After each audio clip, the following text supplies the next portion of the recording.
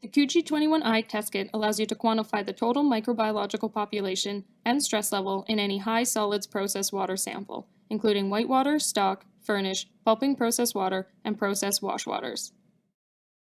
One of the most important steps for any microbiological test is sampling. Be sure to be consistent and take into consideration the application. Collect the recommended sample volume in a clean and contamination-free sample bottle. Ideally, the sample should be tested immediately after sampling for best results, or within 2 hours of collection. The first step is to rehydrate your freeze-dried luminase enzyme. This involves removing the rubber stopper from the amber luminase vial, opening the clear vial of buffer, and pouring it into the amber vial. Let it sit for 5 minutes to completely dissolve, and when the liquid is clear, you're ready to start. If your luminase is already rehydrated, let it come to room temperature before beginning. The luminase enzyme will degrade over time and with exposure to heat and direct sunlight, so the calibration step should be done at least once per day or before each set of samples. This allows you to standardize the enzyme's activity against a known concentration of ATP. To run the standard, hold the UltraCheck bottle vertical and add 2 drops, 100 microliters, of UltraCheck to a new test tube. This is known as the assay tube.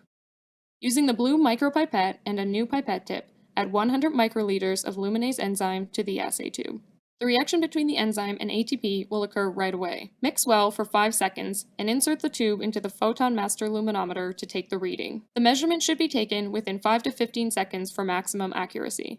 Your result should be at least 5,000 RLU. If it's below 5,000, the enzyme is no longer active and the bottle should be discarded. Rehydrate a new vial if this occurs.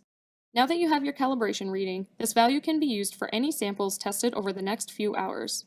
To test your sample, first make sure your sample is at ambient temperature and mix well before each analysis. To test for total ATP, transfer 1 milliliter of sample into a new 1 milliliter Ultralyse 3021 extraction tube. Allow it to sit for at least 1 minute. The next step is the dilution step. Open an 8 milliliter Ultralute resin tube and pour in the contents of the Ultralyse 3021 tube. Transfer the solution between the 2 tubes several times to mix well. This will help remove any potential interferences. Cap and invert the dilution tube several times and allow the beads to settle. The ATP is now extracted and you're ready to run the assay for total ATP. Using a new pipette tip, transfer 100 microliters of the dilution tube to a new assay tube. Be careful not to aspire any resin beads. With another new pipette tip, add 100 microliters of luminase to the assay tube.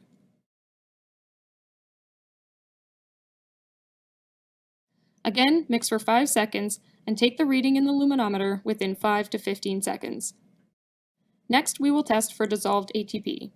Using a new wide-mouth pipette tip, transfer 1 milliliter of sample into a 9 milliliter LumiSolve tube. This is stabilizing only the dissolved ATP from dead and stressed cells.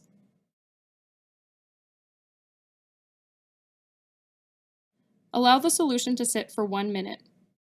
Using a new pipette tip, transfer 100 microliters of the LumiSolve solution to a new assay tube. Add 100 microliters of the luminase enzyme. Again, mix for 5 seconds and take the reading in the luminometer within 5 to 15 seconds. The luminometer records the result in relative light units, RLU, and through a simple calculation done automatically in the software, the result is converted to picograms of ATP per milliliter. Refer to the data interpretation guidelines in your test kit instructions for good control and high-risk ranges. Because every process is different, baselines for each system should be obtained before using ATP to make process control decisions.